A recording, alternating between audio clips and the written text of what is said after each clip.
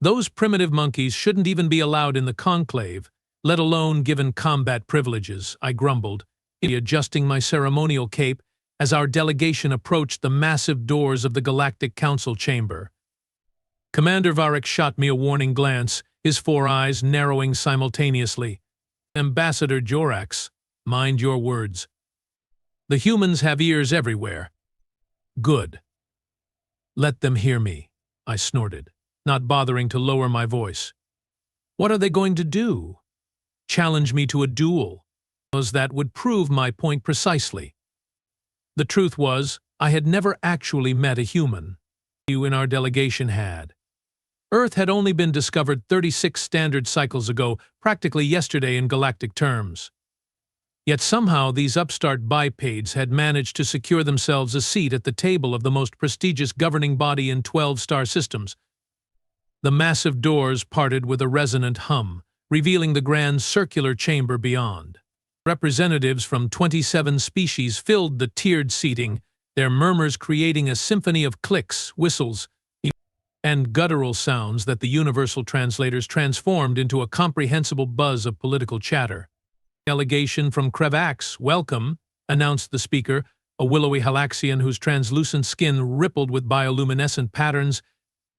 The emergency session regarding Resolution 7729 will commence momentarily. Resolution 7729. The very thought of it made my facial ridges flush with indignation. The humans were petitioning for full combat rights in the Galactic Defense Force, as if their inclusion in diplomatic and scientific divisions wasn't troublesome enough.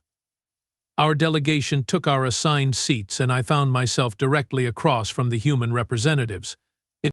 There were 3 of them, 2 males and 1 female, if I was interpreting their secondary sexual characteristics correctly. They looked absurdly soft, with their exposed skin and lack of natural armor. The tallest one caught me staring and had the audacity to smile, showing his flat, pathetic excuse for teeth. Dr. Parker Mason, he said, approaching me with an extended hand, a human greeting gesture I had been briefed on but found distasteful. Earth's military liaison to the conclave. You must be Ambassador Jorax. I reluctantly pressed my scaled palm against his fleshy one. Your recognition algorithms serve you well. He laughed. Actually laughed. No algorithms needed. You are the only Crevaxian who's been publicly calling us hairless apes unfit for space travel. Before I could formulate a suitably cutting response, the central podium illuminated and the speaker called for order. Esteemed delegates, we convene today to discuss and vote upon Resolution 7729, proposed by Earth's delegation, seeking to remove species-based restrictions on combat roles within the Galactic Defense Force. Earth Representative Olivia Nakamura will present their case. The human female rose with surprising grace for such an ungainly species. She was smaller than her male counterparts, but something in her bearing suggested a quiet strength. Honored members of the conclave, she began, her voice clear and measured. For 6 cycles, humans have served with distinction in diplomatic, logistical, and scientific capacities within the conclave structure. We have proven ourselves valuable allies.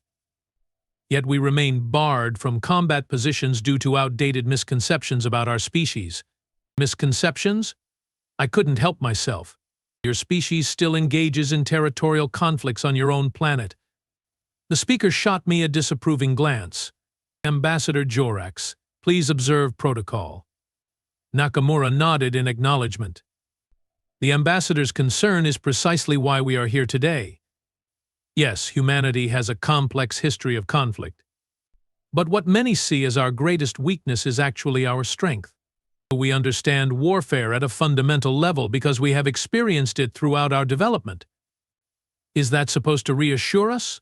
Called out Representative though lack of the Mrendian collective, his voice box creating the characteristic warble of his species. Your understanding of warfare is precisely what terrifies the rest of us. The chamber erupted in murmurs of agreement. I felt a surge of satisfaction seeing the humans on the defensive. The second human male stood up, their records identified him as General Andrei Volkov. Unlike the others, he wore what appeared to be a ceremonial military uniform adorned with colored ribbons and metallic emblems. With respect. Met, he began, his accent peculiar even through the translator, "You fear what you do not understand. The Skith incursion approaches our borders, and the defense force needs every advantage. Humans offer unique tactical perspectives and physical capabilities that complement existing force structures." Physical capabilities? Scoffed Representative Gala of the methane-breathing Jorians. "Your bodies are fragile. No natural armor, limited sensory capacity, and laughably specific environmental requirements." Dr. Mason stepped forward again. "If I may address this point specifically, what the honorable representative sees as weaknesses are actually evolutionary adaptations that serve us well in combat scenarios." He tapped his wrist device, and a holographic display materialized in the center of the chamber. "Humans evolved as persistence hunters," he explained as the display showed simplified anatomical diagrams. "We lack the speed of a Vexian or the strength of a Crevaxian, no offense, Ambassador Jorax, but we possess extraordinary endurance.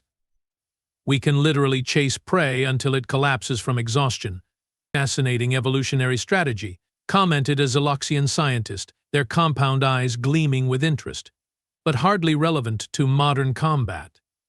On the contrary, Volkov interjected, "Modern combat requires exactly this kind of adaptability and persistence. Furthermore, human shock resistance is unparalleled among conclave species." The hologram shifted to display comparative trauma responses. I leaned forward despite myself, genuinely curious. "Humans can withstand extreme physical trauma and continue functioning," Mason continued.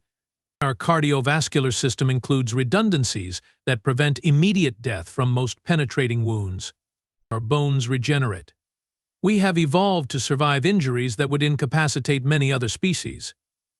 And yet a simple atmospheric change would kill you instantly," I pointed out. "The Defense Force can't design specialized environments for every human soldier." Nakamura stepped forward. "We aren't asking for special accommodations, Ambassador. We are asking for the opportunity to serve where we can be most effective. Not every mission requires methane breathers or high-gravity specialists. Tactical diversity is strength." The debate continued for hours, with representatives from across the galaxy weighing in. The Arthrosians worried about human unpredictability. The Vexians questioned their discipline. The Xyloxians were concerned about integration with existing unit structures. And throughout it all, the humans remained frustratingly reasonable, addressing each concern with data and pragmatic solutions. It was maddening. How could we continue to exclude them without appearing prejudiced or, worse, afraid? As the session took a brief recess, I found myself at the refreshment station alongside Dr. Mason. "Your persistence is admirable, if misguided," I told him, selecting a nutrient capsule compatible with my digestive system. He smiled again. "Humans did that constantly," I noted. "You know, on Earth we have a saying, 'The proof is in the pudding.'" My translator glitched momentarily. "Pudding? Pudding? It means talk is cheap. Actions prove worth." He leaned closer, lowering his voice. "The Skith are massing at the Epsilon sector border. Everyone knows it, but nobody wants to discuss it openly. When they come, and they will come, you will be glad to have humans fighting alongside you." "The Skith are a manageable threat," I replied dismissively. "The Defense Force has contained their expansion for 3 centuries. With all due respect, Ambassador, that's because you haven't faced a full-scale invasion. The Skith have been testing defenses, not committing to actual warfare. Their recent communications suggest a change in strategy." I blinked in surprise. "How would you know about Skith communications? That intelligence is restricted to Level 1 security clearance." Mason's expression remained neutral. "Let's just say humans are good at obtaining information." Before I could pursue this disturbing revelation, the speaker called the session back to order. The final vote was approaching. "Before we proceed to voting," announced the speaker, "the Earth delegation has requested a practical demonstration to address concerns about human combat capabilities." This was unprecedented. Practical demonstrations weren't part of standard protocol. Nakamura stepped forward. We understand that words alone cannot convey the unique advantages humans bring to combat situations. Therefore, we propose a controlled combat exercise against any volunteer species the Council selects. Murmurs rippled through the chamber. Such a bold move. This is irregular, the speaker noted, but given the nature of the resolution, perhaps informative. Are there any volunteers to participate in this demonstration? Before I could consider the implications, Commander Varric stood up beside me. The Crave delegation volunteers. I stared at him in shock. Commander, what are you doing? I hissed. Yes. Proving a point, he replied quietly. I have studied human combat capabilities. They are no match for our natural advantages. This will end their petition once and for all. The terms were quickly established. Simulated combat scenario in the training annex, with non-lethal weaponry and standard protection fields. Commander Varric would represent the Crave delegation, while General Volkov would represent the humans. As we filed into the observation gallery overlooking the training annex, I felt a flutter of concern. Varric was a decorated warrior with over 40 cycles of combat experience, but something about Volkov's confident demeanor unsettled me. The training annex reconfigured itself into an urban warfare scenario, artificial structures, variable terrain, and numerous obstacles providing cover. Both combatants were equipped with standard-issue pulse rifles modified to deliver harmless but detectable energy signatures instead of lethal plasma bursts. Combatants ready, announced the automated system. Engagement commencing in 3, 2, 1. What followed was not at all what I expected. Commander Varric moved with characteristic Crave efficiency, utilizing his superior strength to quickly gain a high vantage point. Our species' natural armor and enhanced vision made him a formidable opponent in any combat scenario. By all logical measures, he should have dominated this exercise. But Volkov, the human, moved differently. Where Varric was methodical and powerful, Volkov was unpredictable and fluid. He didn't seek the obvious tactical positions.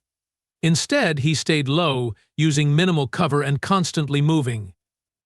Not once did he remain still long enough to present a clear target. "What is this strategy?" muttered Representative Tholak beside me. "He's exposing himself unnecessarily." Dr. Mason, who had joined the observation gallery, answered quietly. "It's called aggressive mobility. Traditional tactical doctrine teaches to maximize cover and minimize exposure. But humans developed a different approach for certain scenarios. Constant movement creates targeting problems while allowing the combatant to dictate the engagement terms." As if demonstrating this principle, Volkov suddenly broke from cover and sprinted directly toward Varric's position. It was suicidal. Varric had clear line of sight and superior elevation. The Crave commander fired 3 precise shots, all of which somehow missed as Volkov performed an erratic zigzagging pattern while continuing his charge. Then, in a move that elicited gasps from the gallery, Volkov threw himself into a forward roll, came up firing, and hit Varric with 2 consecutive shots, one to the torso and one to what would have been a head shot in a real engagement. The simulation immediately ended, declaring Volkov the victor. "Impossible," I breathed. Crave combat reflexes were superior to almost every known species. How had this soft-skinned human outmaneuvered one of our finest warriors? "Not impossible," said Nakamura, who had materialized beside me. "Just human." As Varric and Volkov exited the training annex, the mood in the chamber had shifted palpably. The demonstration had raised more questions than it answered, and many delegates were engaged in heated discussions. "The vote will proceed as scheduled," announced the speaker, bringing order to the chamber once more. "Representatives, please register your positions on Resolution 7729. I hesitated, my claw hovering over the voting interface. Everything I thought I knew about humans was being challenged. Were we making a grave mistake by including these unpredictable beings in our combat forces? Or were we making a greater mistake by excluding them? Before I could decide, the chamber's emergency alert system activated with a piercing wail. Priority 1 alert, announced the automated system. Skith battle group detected entering Epsilon sector. All defensive protocols activated. The timing couldn't have been worse, or perhaps, as I glanced at the strangely calm faces of the human delegation, it couldn't have been better. "It appears," said Dr. Mason, meeting my gaze across the chamber, "that the pudding has arrived." The council chamber erupted into chaos. Representatives from vulnerable systems demanded immediate protection while others called for emergency evacuations. Through it all, the human delegation remained conspicuously calm. "Attention," boomed the speaker over the din. "All representatives to secure locations. Defense Force Command, report to Tactical Operations Center." As delegates scrambled toward the exits, General Volkov approached the speaker's podium with remarkable composure. "Madam Speaker, I request permission for the Earth contingent to join the Defense Force Command staff during this crisis." "Absolutely not," I interjected, pushing my way forward. "This is precisely why humans should be kept away from combat operations. For all we know, they have orchestrated this attack to force our hand on Resolution 7729. Dr. Mason rolled his eyes. "Yes, Ambassador Jorax, we secretly controlled the Skith hive mind and scheduled their invasion to coincide perfectly with our petition. That makes complete sense." Enough. The speaker's bioluminescent patterns flashed with agitation. "This is not the time for petty disputes. General Volkov, your request is granted on a provisional basis. Ambassador Jorax, as senior representative of a founding conclave species, your presence is also required at the command center." "Perfect. I could keep an eye on these humans and ensure they didn't somehow worsen the situation." The Tactical Operations Center was a sprawling, circular room deep beneath the council chambers, designed to coordinate defense responses across the 12 systems. Holographic displays showed real-time battle data, with red indicators representing the advancing Skith forces far more numerous than any previous incursion.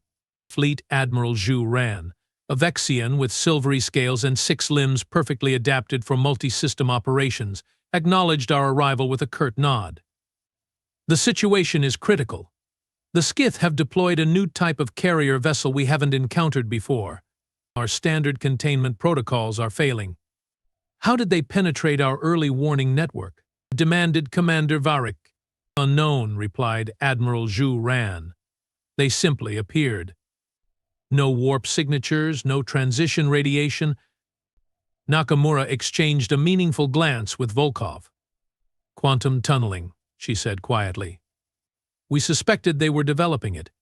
All eyes turned to her. "Explain," ordered Admiral Zhu Ran. "Lun. It's theoretical technology based on principles similar to our FTL drives, but instead of traversing folded space, it creates a temporary bridge between 2 quantum states." She gestured to the display. "The energy signature here suggests a massive tunneling event. They didn't fly past your warning network, they bypassed it entirely." "And you knew this was possible?" I asked incredulously. "We theorized it," corrected Dr. Mason, "based on energy fluctuations detected near Skith territory 3 months ago. We submitted a report to the Science Directorate." Admiral Zhu Ran's inner eyelids flickered in annoyance.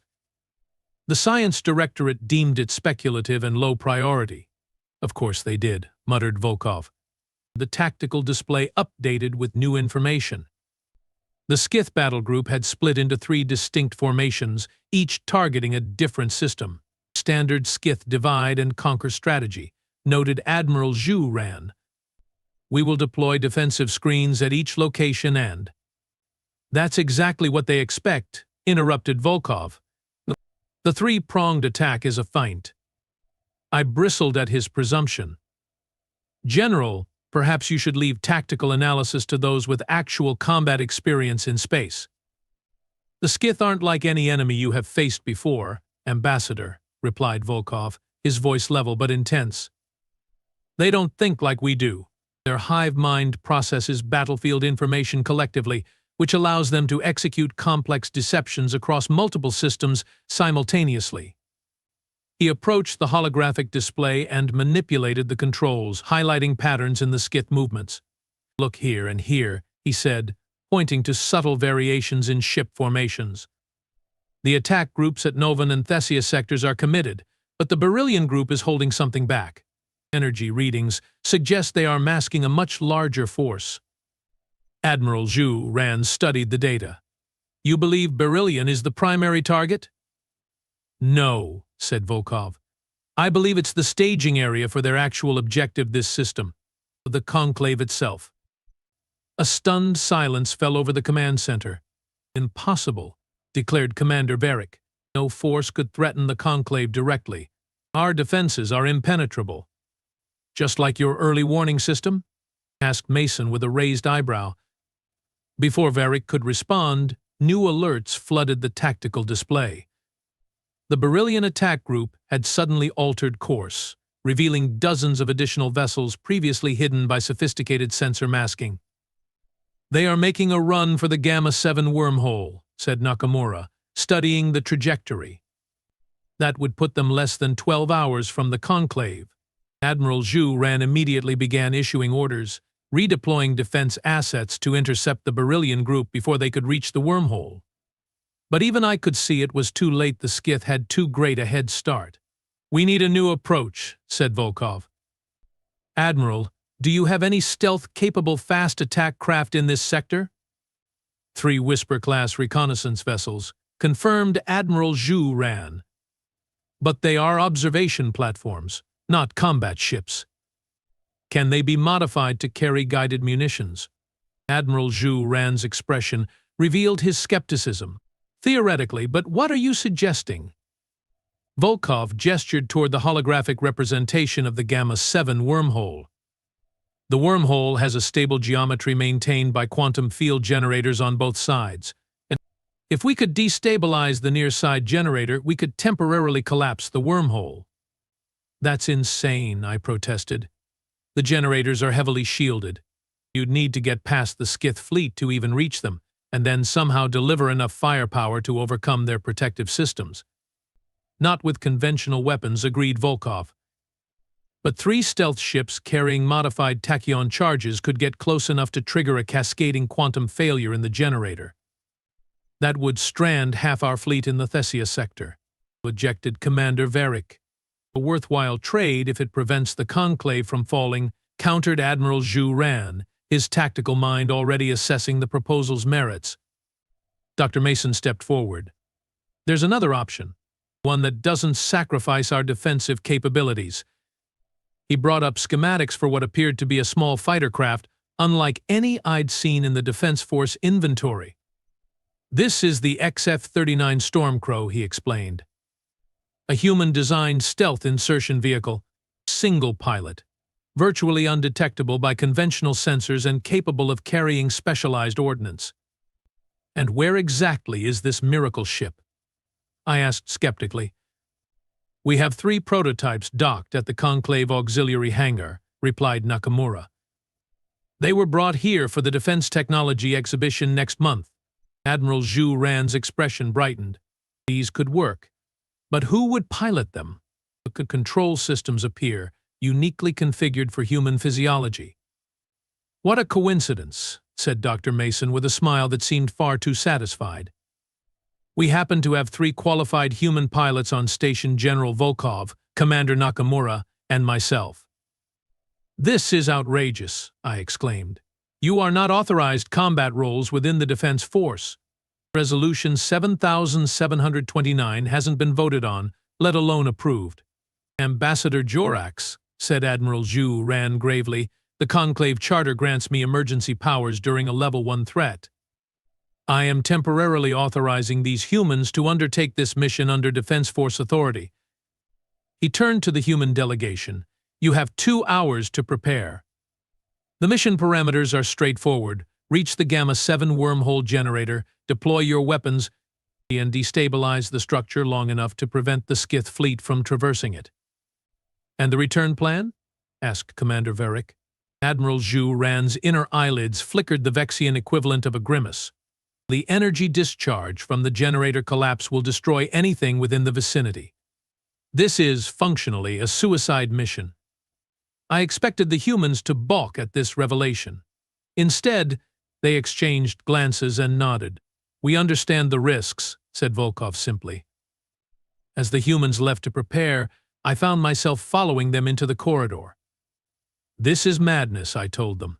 "You are sacrificing yourselves for a conclave that hasn't even accepted your species as equals." Nakamura turned to me with a curious expression. "Isn't that what allies do, Ambassador? Fight for each other, regardless of differences." "But why you three? Surely there are other human personnel who could be expended." Dr. Mason laughed. "We are the most qualified pilots available. And frankly, we are the only ones who fully understand how the Stormcrows work. Their neural interfaces were designed specifically for human brains." "Neural interfaces? You plug these machines directly into your nervous systems?" The very thought made my scales itch. "It provides faster reaction times," explained Volkov, "critical for evading detection." I shook my head in disbelief. "Your species continues to baffle me. You develop technologies that literally interface with your brains, yet you were battling each other with chemical explosives less than a century ago." "We contain multitudes," said Mason with another of those irritating smiles. "It's what makes us human." 2 hours later, I stood in the auxiliary hangar watching technicians make final preparations to the Stormcrow fighters. The vessels were smaller than I'd expected, sleek, angular craft with matte black surfaces that seemed to absorb light rather than reflect it. General Volkov approached me, now dressed in a form-fitting flight suit embedded with neural connection points. "Ambassador," he acknowledged with a nod.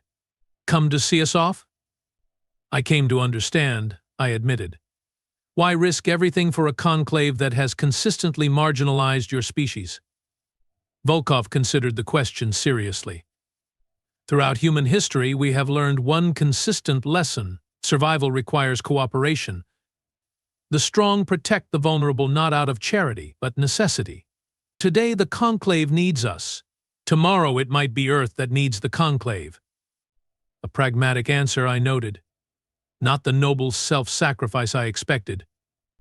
"Nobility is just pragmatism dressed in better clothes," he replied with a short laugh.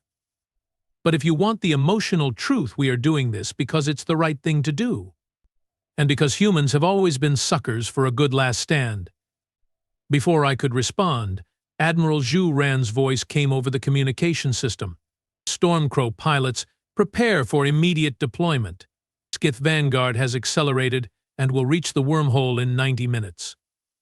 The three humans exchanged quick embraces before climbing into their respective craft. The neural interface connections elicited grimaces of pain as they activated apparently. Even with their advanced technology, the process remained uncomfortable. The hangar doors retracted, revealing the star-filled void beyond.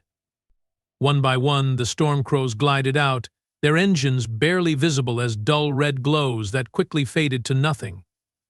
I returned to the Tactical Operations Center, where a specialized display had been configured to track the Stormcrows despite their stealth systems. 3 tiny blue indicators moved steadily toward the Gamma-7 wormhole, while a massive cluster of red markers, the Skith fleet, approached from the opposite direction. "They will never make it in time," murmured Commander Varric beside me. "The Skith will reach the wormhole first." "Perhaps," said Admiral Zhu Ran, "but these humans have consistently defied expectations. I wouldn't count them out yet." The next hour passed in tense silence as we watched the opposing forces draw closer to the critical junction. The Skith maintained their coordinated formation, presenting a seemingly impenetrable barrier between the Stormcrows and their target. "They are changing course," noted Admiral Zhu Ran suddenly, pointing to the blue indicators. "Breaking formation." Indeed, the 3 human vessels had separated, each taking a radically different approach vector. "What are they doing?" I asked. The plan required concentrated firepower to overcome the generator shields. No one had an answer as we watched the scenario unfold. 2 of the Stormcrows appeared to be on direct intercept courses with the Skith fleet, essentially flying into the teeth of the enemy, while the third arced wide around the engagement zone.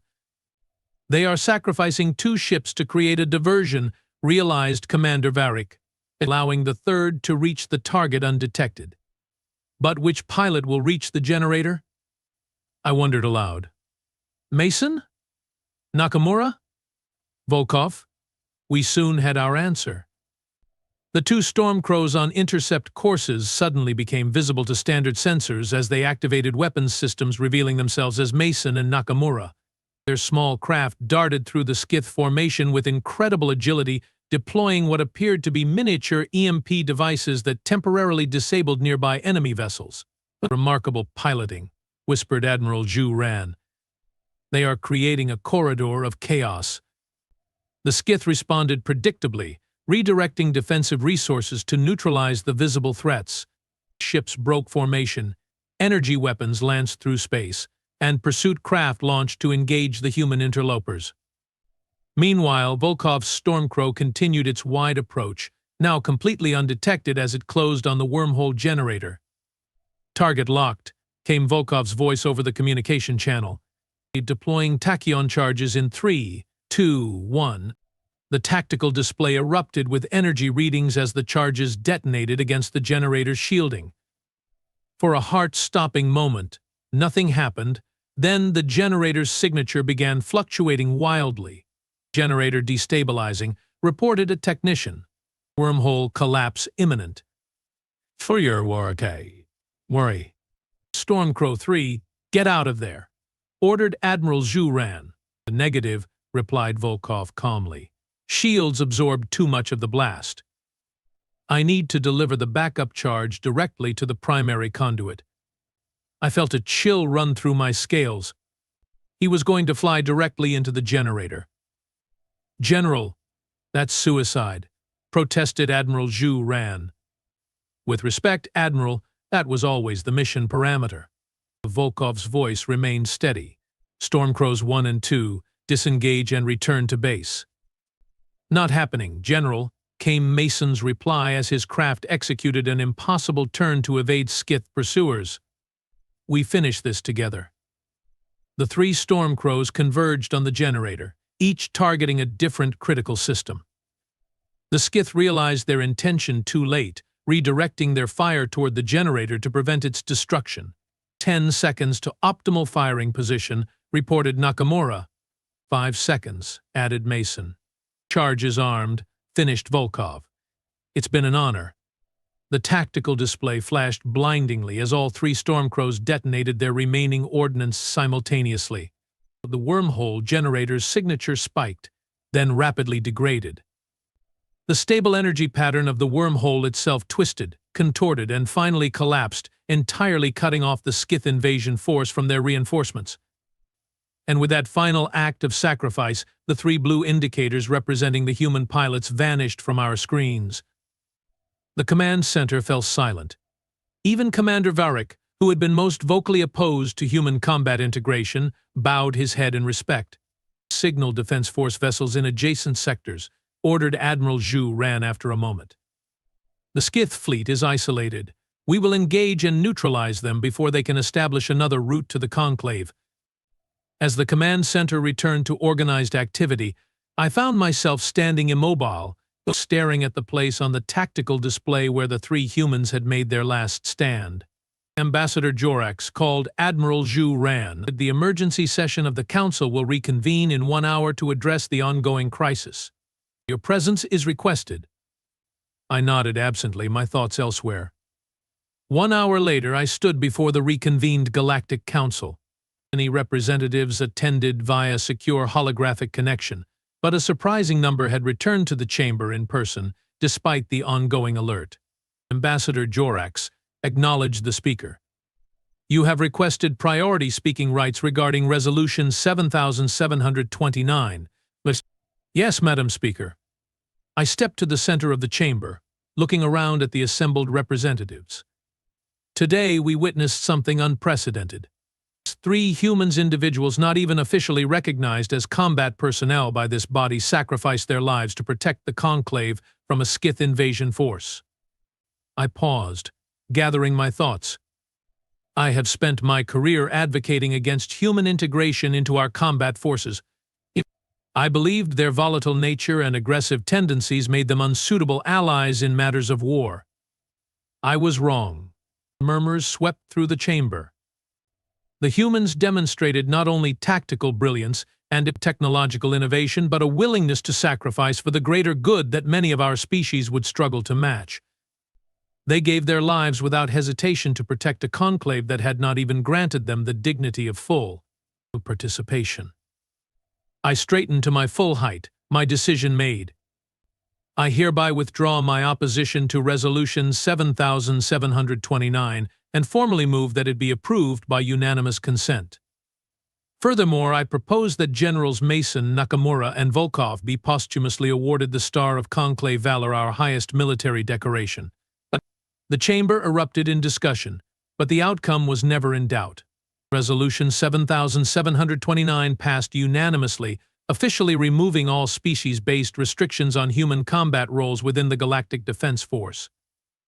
As the session concluded, I made my way toward the exit, my mind still processing the day's events. A junior aide rushed up to me, his breathing labored from exertion. Ambassador. Urgent message from Defense Force Medical. What is it? I asked, not breaking stride. They found them. Rescue vessels located emergency pods near the collapsed wormhole. All 3 humans survived. I stopped abruptly. That's impossible. The energy discharge would have vaporized everything in the vicinity. Apparently, said the aide, consulting his datapad, they ejected microseconds before detonation using some kind of temporal displacement system. The doctors don't fully understand it, but they are stable and recovering. I felt an unexpected surge of emotion relief. Admiration? Perhaps both. Where are they now? Medical Bay 7.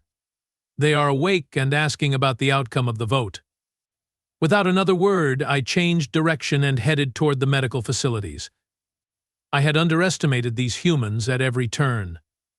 I would not make that mistake again. Medical Bay 7 was a cacophony of activity. Defense Force personnel, medical staff, and various representatives crowded the entrance, all trying to get a glimpse of the heroes of the hour. I used my ambassador's authority to push through, finally entering the recovery room where the 3 humans lay in medical beds, connected to monitoring equipment, but remarkably intact given what they had endured. Ambassador Jorax greeted Dr. Mason weakly. Come to verify our demise personally? On the contrary, I replied. I came to inform you that Resolution 7729 passed unanimously. Humans are now officially welcome in all combat roles within the Defense Force. Well, said Nakamura with a pained smile, that was worth almost dying for. General Volkov studied me with those unnervingly perceptive human eyes. You changed your vote. It wasn't a question, but I answered anyway. I did. Your actions today proved that I was wrong about humans. Don't feel bad, Ambassador, said Mason. Most people underestimate us the first time.